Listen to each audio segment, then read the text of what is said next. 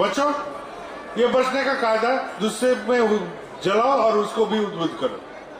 बचो खुद, दूसरे को उद्बुद्ध करो उस बचने के पथ में। और जैसा हम फल गाछ का खाएंगे तो उसमें कुछ यदि नहीं देंगे, सार पानी आदि नहीं देंगे, तो गाछ का फल भी पुष्ट नहीं होगा। गाछ का देखभाल भी करना पड़ेगा। यदि गाय का दूध पिएंगे, गाय का कुछ चारा नहीं खिलाएंगे, तो गाय दूध देना बंद कर देगा। तो मंगल का भरपाई करो, यही है तीसरा बात। बचो, बचाओ और मंगल का भी भरपाई करो, यही है हम लोग का पंथा। हम लोग यही पंथा लेके सर्व समय चलते हैं। इसको पोशाकी भाषा में जजन, जाजन, इष्टविधि बोलते हैं। यदि दुनिया में देखें, बचना नहीं चाहता है ऐसा इंसान नहीं है, सब कोई बचना चाहता है, और हम उसको बोलते हैं जजन। बचो, खुद सही ढंग से बचो, बचने का कायदा कानून सब अपनाओ और उसी दिशा से चलो, यही है जजन। जाजन मतलब यही जो हम चलते हैं, इसमें सबको प्रेरणा दो, उद्बुद्ध करो कि ऐसा करने से अच्छा होगा। कोई भी है कि ये पेट में दर्द हो रहा है, तो डॉक्टर नहीं है बोल देगा ये दवाई खा लो अच्छा हो जाएगा। मुंह में फुंसी हुआ है, कोई लड़की बोलेगा तो उसका बंधु बोलेगा ये क्रीम लगाओ अच्छा हो जाएगा। इसका मतलब क्या है? हम जो बोलते हैं, ये इसका मतलब ये है कि हम जिससे अच्छा फील किए हैं, अच्छा अनुभूति हुआ है, उसको दूसरे को भी जताओ। यही है जो जाजन। सीधा ढंग से बोलो, यही जाजन है। जजन, जाजन, यही सीधा ढंग से है। और तीसरा है इष्टवृत्ति। मंगल का भरपाई नहीं करके कैसे चलेगा? हम दुनिया में जो हैं, हम लोग का दो ही सत्ता है, एक है स्पिरिचुअल सेल्फ और एक है मेटेरियल सेल्फ। ये पानी का जो बोतल है ये मेटेरियल है,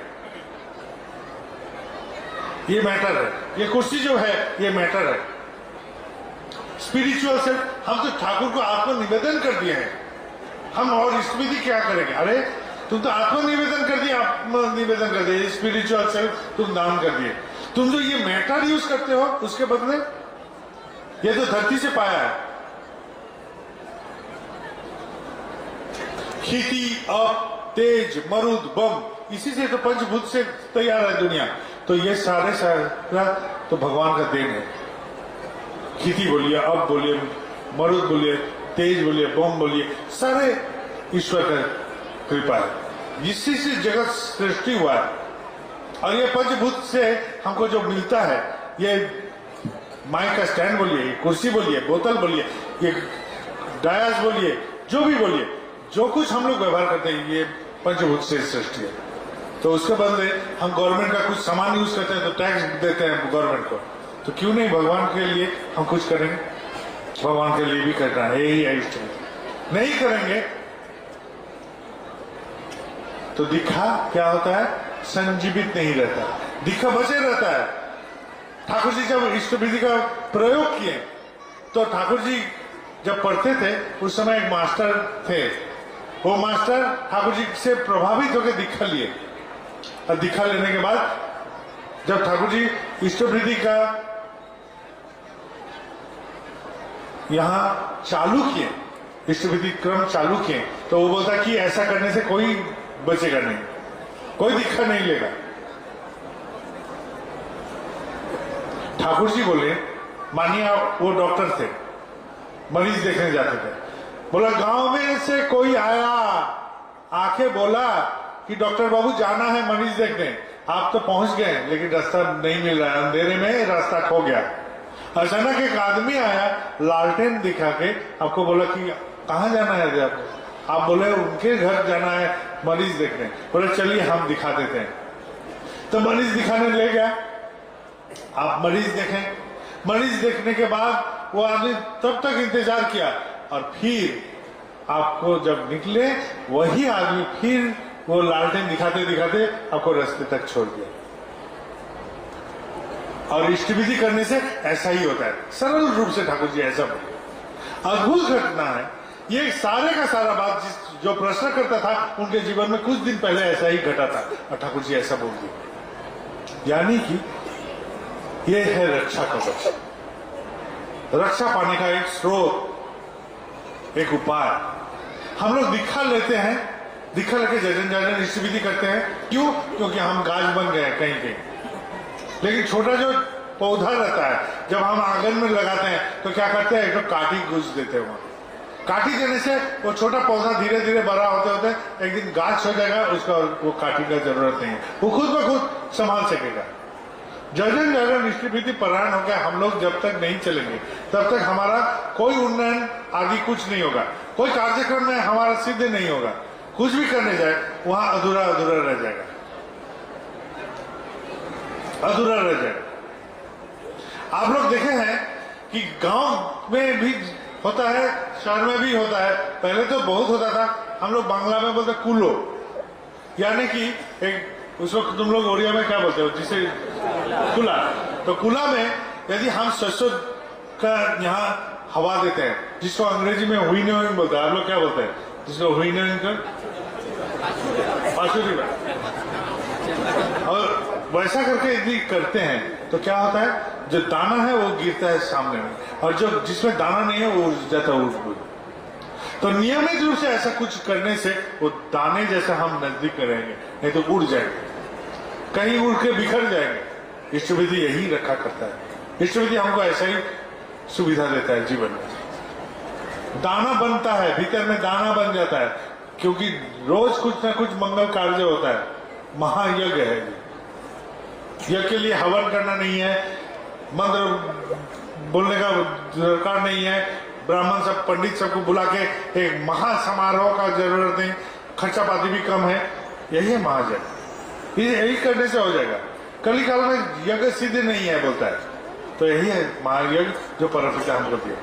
और ये कार्यक्रम सही सलामत चले, इसके लिए मैं इस बार उड़ीसा में दौड़ा। सिर्फ उड़ीसा में नहीं दौड़ा, मैं बिहार गया था, वहां भी यही बात बोला। मैं त्रिपुरा गया था, वही बात बोला। मैं बाबा के साथ उड़ीसा से निकल के छत्तीसगढ़ गया, यही बात बोला। गुजरात गया, यही बात बोला। महाराष्ट्र गया, यही बात बोला। सारे का सारा कर्मी लोग से बात बोला।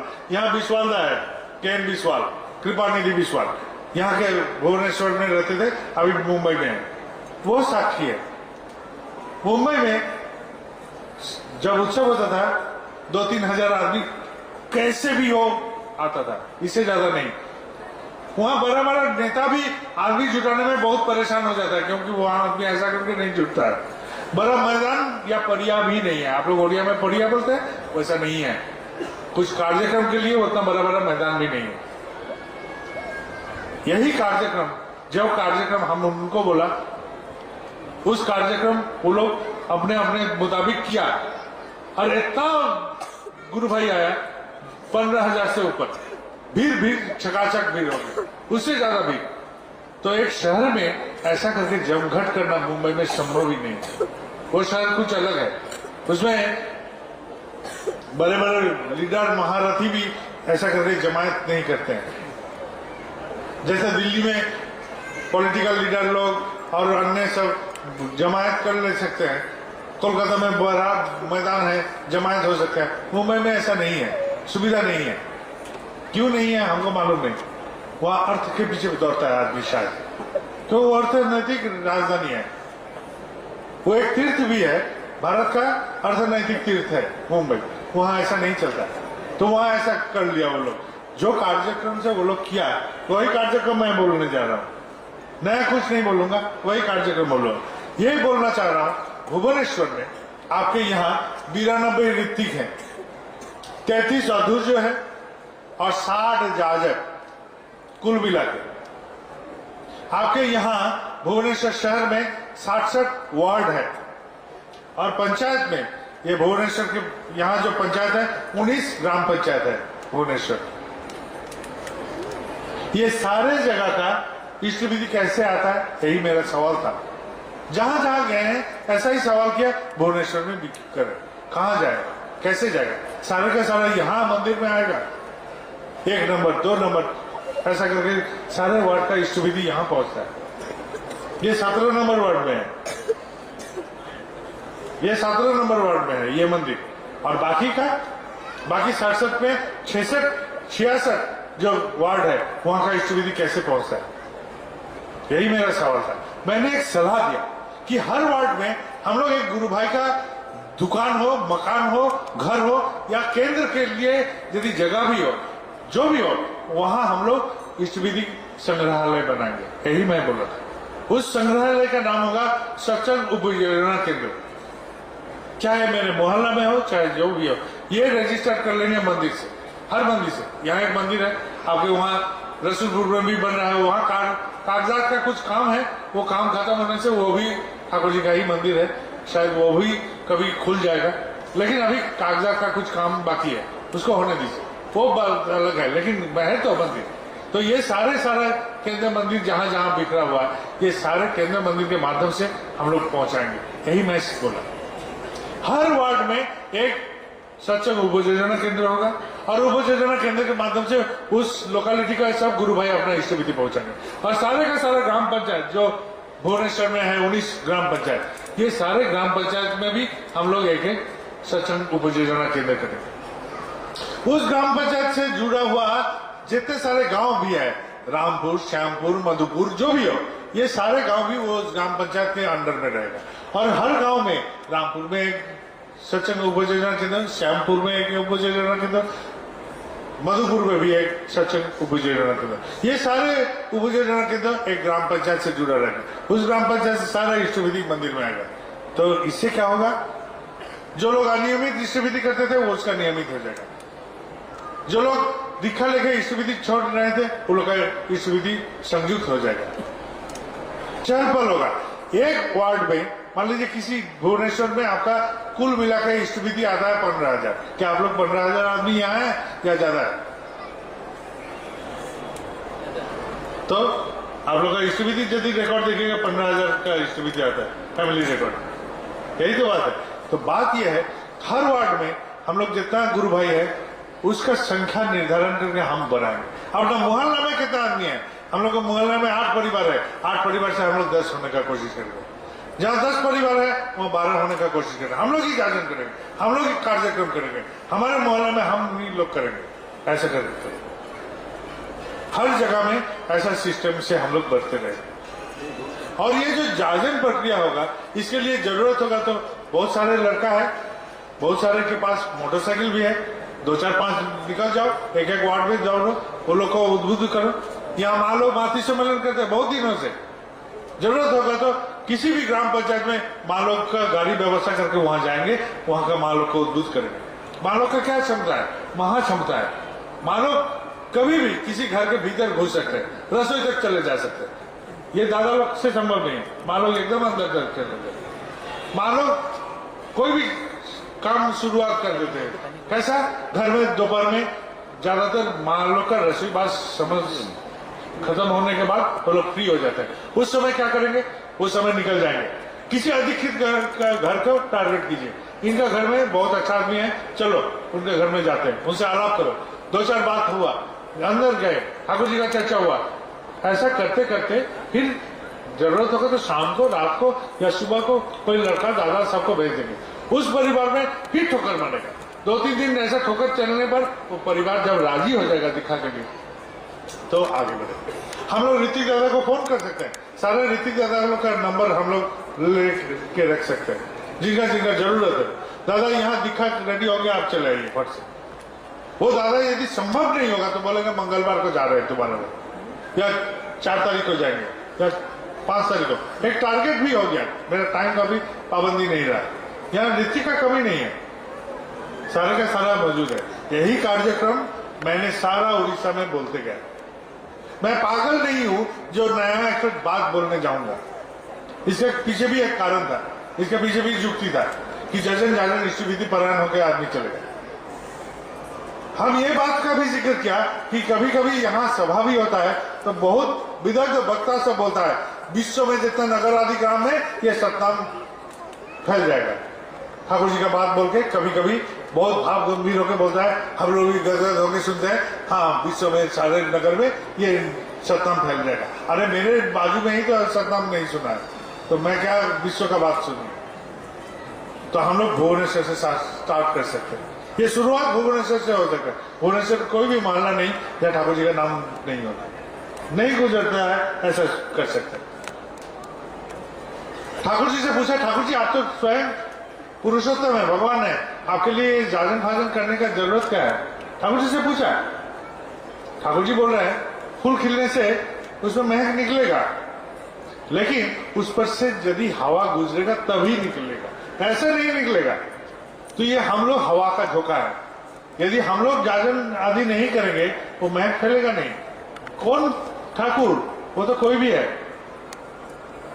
ये कितना बाबा से पकड़ा गया ना आप लोग को यहाँ, उस वक्त ठाकुर जी का कंपेयर करना शुरू करे, वो भी एक बाबा है, ये भी एक बाबा है। ऐसा हो सकता है? वैसा ही हम बोल रहे हैं, ये मजाक की बात नहीं, किसी को अश्रद्धा नहीं, लेकिन हम बोल रहे हैं ऐसा नहीं। ठाकुर जी का घर दरबार कैसा था? ठाकुर जी का घर 24 घंटा खुला रहता था, 24 घंटा। उनके बाथरूम भी खुला नहीं, बाथरूम में जाते थे, पीछे पीछे भक्त भी, जो लोग सेवायत था वो तक अंदर तक जा सकते थे। हम लोग आबरू रखते हैं, घर में दरवाजा बंद होता है, छुपा छुपी होता है, ठाकुर जी का कोई छुपा छुपी नहीं। यही है पुरुषोत्तम का पहला निशान। खाने बैठे हैं, कोई भक्त आया है, उसको बराबर का भोजन देते हैं, एक ही साथ। ठाकुर जी का लीला सुनिएगा, कोई भक्त चल के आया बहुत दूर से, ठाकुर जी तब युवा, वो आदमी आया इतना दूर से आया है, उसका पैर दबा रहे हैं। हम लोग तो किसी का पैर तक झुकने में भी शर्माएंगे, अरे हम ऋतिक दादा है, हम कलवी दादा है, हम कितना बड़ा महान चीज है, ऐसा बोलते हैं। और ठाकुर जी वही भक्त का पूरा पैर में कादा किचड़ा लगा हुआ, उसको पैर दबा रहे हैं, बोले तू बहुत थकान से आया है। ये कलकत्ता के पास गंगा में नहाने गए हैं, वो भक्त सब उनके साथ गए हैं। ठाकुर जी क्या किए? ठाकुर जी सबने हाथ से सबका माथा में, शरीर में तेल लगाते गए और बोला चलो गंगा में कूदो। इतना प्रेम है, तब परम दयाल बोलता है, तब परम दयाल बोलता है। परख किए हैं हम लोग, सर्वत्र परख किए हैं, हर अवस्था में उनको परख किए हैं, तब जाके विश्वास कर रहा है हाँ ये कर सकते हैं, इनसे संभव है, ये कर सकते हैं। ठाकुर जी से पूछा कि ठाकुर जी आप तो बोल सकते थे ऐसा करने से होता है, वो ऐसा करने से होता है। बहुत सारे बात हो रहा है, ये सारे कर्मी लोग से नहीं होगा, इसे नहीं होना का है। ठाकुर जी बोल रहे हैं कर्मी लोग पर कितना आशा व्यक्त कर रहे हैं, हम सब पर कितना आशा व्यक्त कर रहे हैं ठाकुर जी। वो जो छिदा हुआ पात्र है उसमें हम पानी डालते जाते हैं, पानी डालते जाते हैं, कभी मैला कचरा यदि कंकड़ लगा के वो छेद बंद हो जाए खुद ब खुद, इतना आशा रखते हैं हम पर, इतना आशा वो उम्मीद रखते हैं हम पर। हमसे क्या संभव है? हमसे क्या संभव है? हम तो एक मनुष्य है, तो हमसे कुछ नहीं होगा। मैं ईश्वर का संतान हूं, मुझसे होगा तब होगा।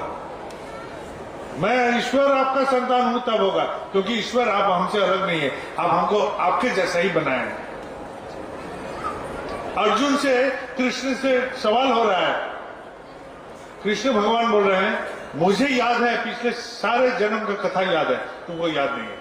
हम नारायण और तू नर रूप से बार बार पैदा हुआ हूं, मुझे सारे का सारा जन्म का वृत्तांत याद है, तेरे याद नहीं।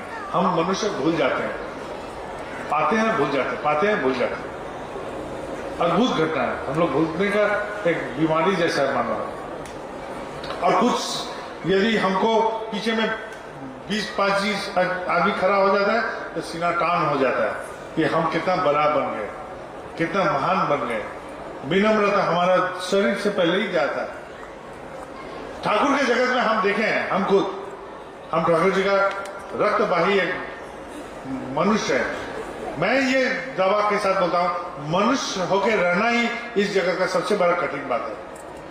हम ठाकुर लेके चलेंगे, सलाम मारेगा, प्रणाम करेगा, सैकड़ों आदमी झुकेगा, और मेरे मन में लगेगा ऐसा होना चाहिए कि सब ठाकुर आपके लिए होता है, ये सब मेरे लिए बेकार है, मैं तुच्छ हूं।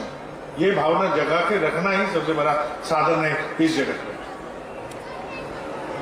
तू कौन है रे, तू किसका बेटा है रे, ऐसा बोलने का स्वभाव आ जाता है थोड़ा सा क्षमता आने से। मैं यही कार्यक्रम लेके घूमा था, ये कार्यक्रम मैं फालतू नहीं किया। क्यों किया ये भी बोल रहा हूं, ये राजधानी शहर है इसलिए यही बोलना जरूरी है, ये बोलना जरूरी यही है और कहीं नहीं। ठाकुर जी का यहाँ आगमन हुआ था उड़ीसा में, और उसका 7 साल गुजरने वाला है 2022 में। मैं चाह रहा हूं 2 साल में ये कार्यक्रम जो हम कर्मी लोग के भीतर में बोल के आए हैं, चारों ओर खलबली मच, चारों ओर ये खलबली मचना जरूरी है पूरा उड़ीसा में, और तब जाके वो उत्सव कर सकते हैं।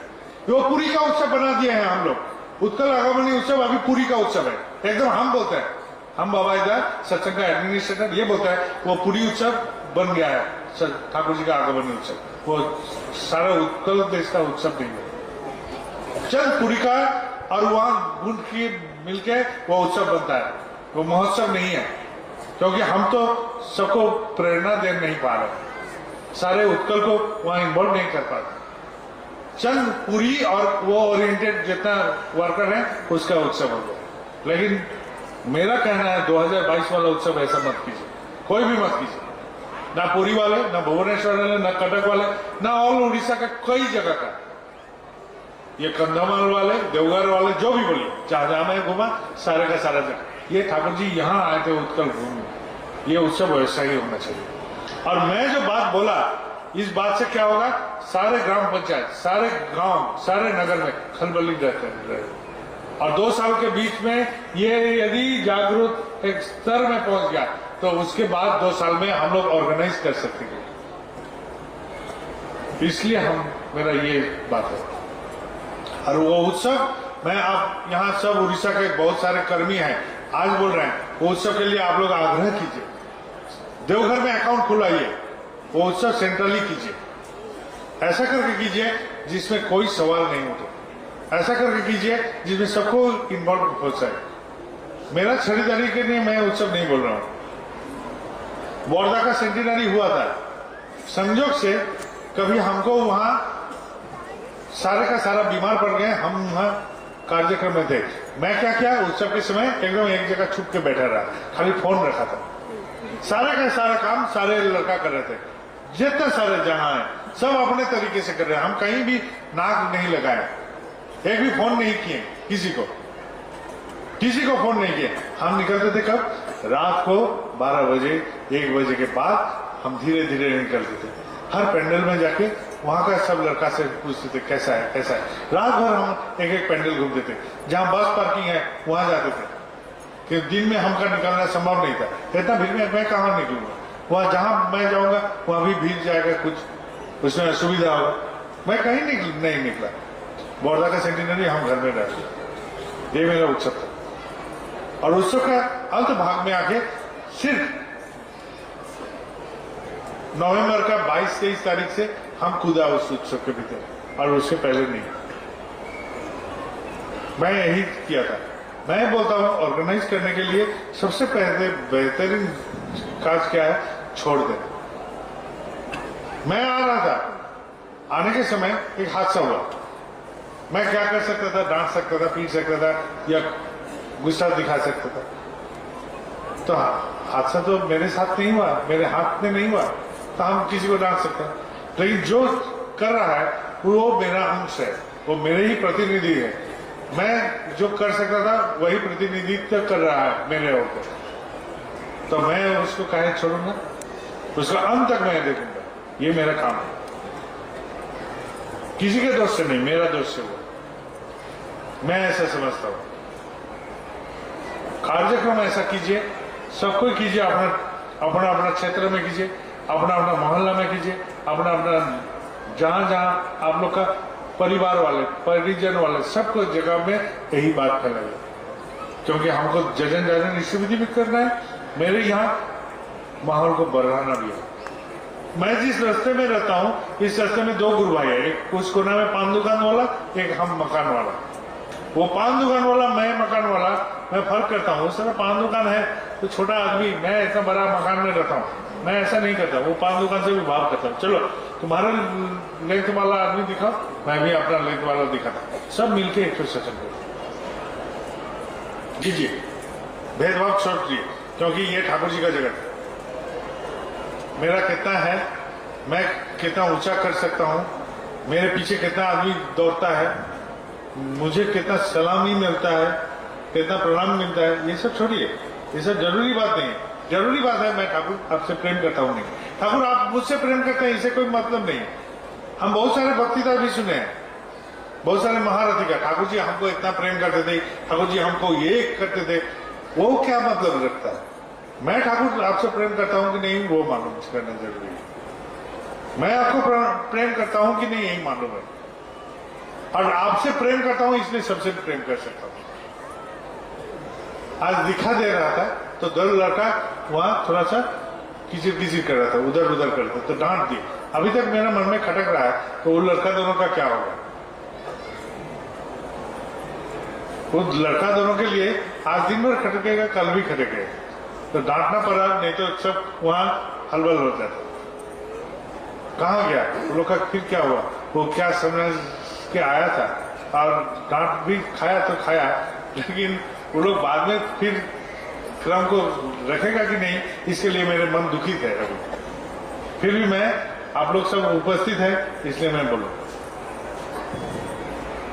अच्छा चीज में मन आनंदित होता है, बुरा चीज में मन दुखित हो जाता है। मैं एक बुरा काम किया लेकिन उपाय नहीं था, सबको डिस्टर्ब कर रहा था लड़का सब, लेकिन मेरा बुद्धि से और कुछ नहीं आया। एक अच्छा की जगह हम डांट दिए, वो ठीक नहीं रहा, हमको लगा कि ठीक नहीं है। जो भी है, मेरे उन पर कोई गुस्सा भी नहीं था, लेकिन गुस्सा दिखाते हैं कभी कभी मैं क्योंकि रामकृष्ण देव का एक कथा में ऐसा पढ़ा था कि साधु ने एक सांप को बोला तू दसना बंद कर दे, तो सांप ने दसना बंद कर दिया, तो बच्चा सब उसको देख देख के पत्थर मार रहा था, तो उसका शरीर चित्रा जब हो गया तो आखिर को साधु को बोलता है देखिए मेरा शरीर सब चित्रा हो गया, आप दसने मना किए। तो रामकृष्ण देव का कथा में ऐसा है, हम डसने मना किया लेकिन फोर्स करने तो मना नहीं किया तो हम डसे नहीं, लेकिन बीच बीच में फोर्स करना हो जाता है। ठीक है, आज प्रसाद कैसा हुआ था आप लोग का? क्या क्या खाया? हाँ, डलिया में बहुत सुविधा है, हम जहाँ देख रहे हैं डलिया में क्या है, सब माँ लोग, दादा लोग, भाई लोग व्यवहार कर सकते हैं, हाथों हाथ दे सकते हैं। प्रसाद का यदि डब्बाकरण हो जाए तो और भी अच्छा है, डब्बा में बंद हो जाए। कोलकाता में हम देखे वहां तो शहरी क्षेत्र है, तो कोलकाता के भीतर में उत्सव करना मुश्किल होता है, तो हम देखे वहां डब्बा कर दिया और एक छोटा सा चम्मच भी उसमें सेलो टेप से लगा दिया। तो क्या हुआ, तो चम्मच से जब खाएगा, हाथ धोने के लिए पानी नहीं चाहिए, खाने के बाद हाथ धोने के लिए थोड़ा सा पानी से हो जाएगा, तो जल खर्चा भी कम होगा, यही समझ के वो लोग ऐसा किया था। तो जैसा जैसा सुविधा है आप लोग को, लेकिन आपके यहाँ जैसा सर देख रहे हैं, उतना डब्बा होगा तो नीचे का डब्बा धस जाएगा हमको लगता है ऐसा कि पहाड़ चाहिए यहाँ, क्योंकि ये तो शाम का वक्त है, शायद दिन में भी और भी ज्यादा भीड़ होता है, आनंद बाजार के समय तो जरूर से ज्यादा। हम सब समय सपना देखता है कि उत्सव हम लोग का मंदिर प्रांगण छोड़ के बाहर कहीं हो, हम सब समय सपना देखता है शहर के सबसे बड़ा परियार मैदान जो है उसमें हम लोग का उत्सव हो। हम सब समय सपना देखता है कि छोटे छोटे कार्यक्रम उत्सव में घेरा करके हो, कि खाली वो स्टेज में दो आदमी उठेगा, मंच में उठ के गुरु गंभीर होकर वक्तृता देगा, तो ऐसा करने से क्या फायदा। मुझे ऐसा लगता है, मुझे ऐसा लगता है कि सब समय आनंद का माहौल हो, खुशी का माहौल हो। आचार्य देव का एक घटना है, हमारे यहाँ एक ऋतिक दादा, दो ऋतिक दादा थे आसाम में, एक का नाम था आनंददा, वो मर गए हैं, दूसरा है दानूदा, वो भी मर गए। बहुत प्रेम करते थे हम लोग से, हम लोग जब छोटे थे कंधे में उठा के भी चलते थे, ऐसा भी होता है। हम बहुत छोटे थे, दानूदा नौकरी छोड़ने के लिए हमको बैठा के पूछा, बाबा नौकरी छोड़ेंगे? नौकरी छोड़ना चाहता हूँ। मैं बहुत छोटा, बोलने वाला भी नहीं हूँ, तो मैं पहले हंसा फिर रो दिया। तो दानूदा सोचा कि क्या करना है, नौकरी छोड़ना है कि नहीं। आनंददा से पूछा, बाबा को बैठा के पूछा कि मैं नौकरी छोड़ना चाहता हूँ, तो बाबा पहले हंसे फिर रो दिए। तो क्या तात्पर्य है? आनंददा बहुत मजाकी आदमी था, बोला कि तुम्हारा ये सद्भावना से वो हंसे और तुम्हारा बाद में जो हालत होगा उस समझ के खूब रो दी, ऐसा बोला। तो एक बात है, दानोदा का पैर में सूजन हुआ करता था। कौरा का की बोला आप लोग कौन को? वो कौन होता है ना पैर के नीचे, क्या बोलता है? अच्छा, माछुआ किया बोलता है। तो ये सहज हुआ। तो दूर से बोला तो हमको, क्योंकि उड़ीसा में औना नौ में इतना होता है कि वो कैसा बोला है अगर यहाँ दूसरा गुजर रहा है। तो दानोदा आनंददा गाड़ी में बैठे हैं, बाबा गाड़ी चला के जा रहे हैं। तो आंसू बोल के एक जगह है, वो एक जंगल के किनारे थोड़ा जगह गुवाहाटी के बाहर, थोड़ा सा बाहर, जस्ट पेरीफेरी। तो बाबा गाड़ी चला के जा रहे थे आचार्य देव। तो जाते जाते देखें कि वहां हम लोग लाव बोलते हैं, हाँ, तो वो एक घर के ऊपर में पड़ा हुआ है, बहुत सारे लाव है। वो सब लाव देखे बाबा बोले जा तो वो सब लाव उठा के लाओ, चोरी करके लाओ। तो आचार्य बैठे हैं गाड़ी में, तो दोनों उतर गए। तो दोनों उतर जाने के बाद दानोदा और आनंददा गए तो लाव को पकड़े। जैसा लाव को पकड़े, आचार्य देव अचानक हॉर्न बजा के बोले चोर चोर चोर।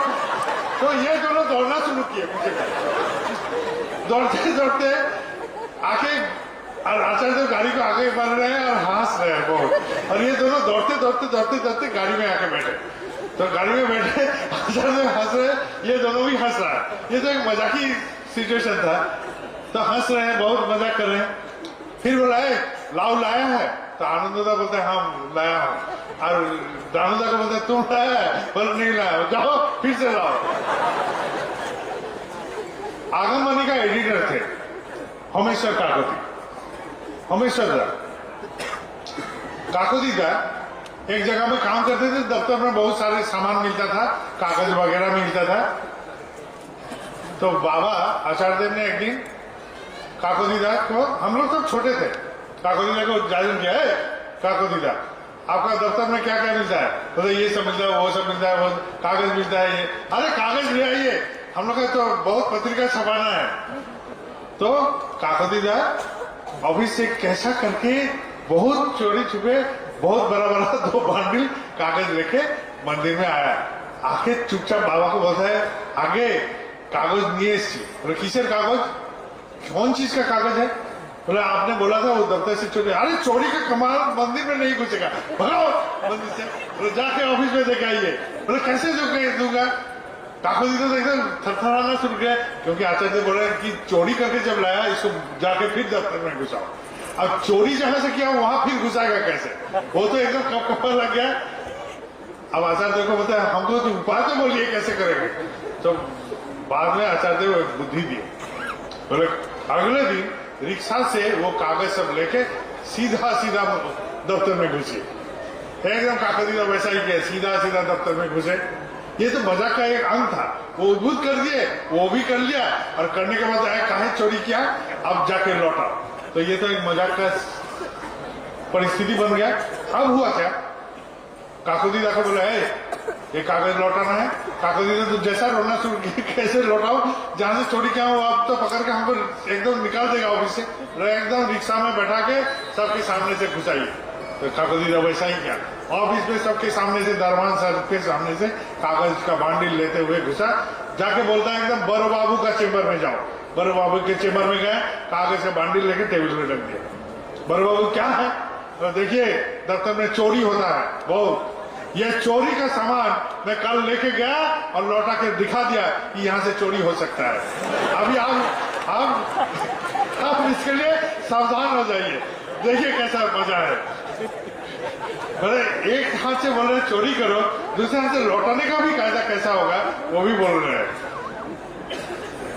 एक आदमी का मकान ऐसा टैक्स देने के लिए है, टैक्स धार्य किया, क्या क्या हुआ, तो आदमी बहुत परेशान हो गया। आचार्य को बोलता है दादा हम क्या करें? बोला एकदम फटा हुआ गमछा पहन के कोर्ट में जाइए। हाँ, तो वही आदमी खाली बदन गमछा पहन के चला गया कोर्ट में।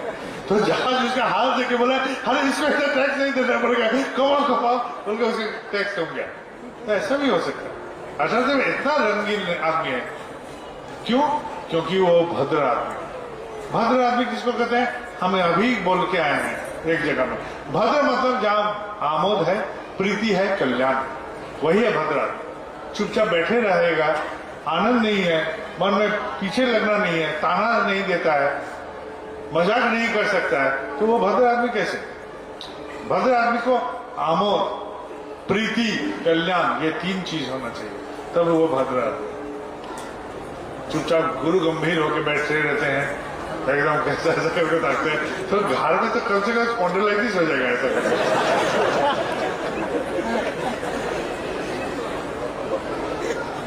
अभी सब कोई हमको बाबाईदा बोलता है, तो हम ऐसा ही, हम भी बाबा का ही संतान हो, मैं भी थोड़ा बहुत मजाक कर लेता था कभी कभी, तो वो सब बोलने लायक नहीं है, वो सब खैर छोड़ दीजिए। अभी थोड़ा सा गंभीर हुआ हूँ क्योंकि उम्र भी बढ़ रहा है, इससे ज्यादा हंसी मजाक करना ठीक नहीं होगा हमारे लिए। देखिए, यहाँ आए, बहुत आनंद किए, हंसी किए, मजाक किए, सारे का सारा हुआ, लेकिन काम से ध्यान मत हटाइए। मैं एक काम बोला कि भुवनेश्वर में हर गली में, हर मोहल्ले में जितना हम लोग गुरु भाई हैं, आप लोग टारगेट कीजिए अपना अपना मोहल्ला को, उस मोहल्ला में जितना गुरु भाई है उसे संख्या वृद्धि करेंगे। जो लोग इष्ट विधि छोड़ा है उसको लोकेट कीजिए, उसको इष्ट विधि कराइए, जाजन कीजिए, आप लोग वहां कार्यक्रम करते रहिए। हर ग्राम पंचायत जो है, यहाँ विस्तार से नहीं बोलना है, ये शहर का, ये देश का राजधानी है, ऐसा कोई शातिर है, चतुर है, वो समझ जाएंगे। हर गांव पंचायत में, हर ग्राम में ऐसा करके बनेगा, ऐसा करके होगा तो काम बनेगा। अभी रात हो चुका है, मैं भी बहुत दूर के हुए आया हूँ, बात करते रहेंगे तो हम रात भर भी बात कर सकते हैं, लेकिन आप लोगों को भी घर जाना है, रात का शायद आनंद बाजार इतना बड़ा नहीं होगा, रसोई बात भी घर में जाकर कुछ करना होगा, नहीं तो चाय बिस्कुट कॉफी पी के खाके सोना पड़ेगा।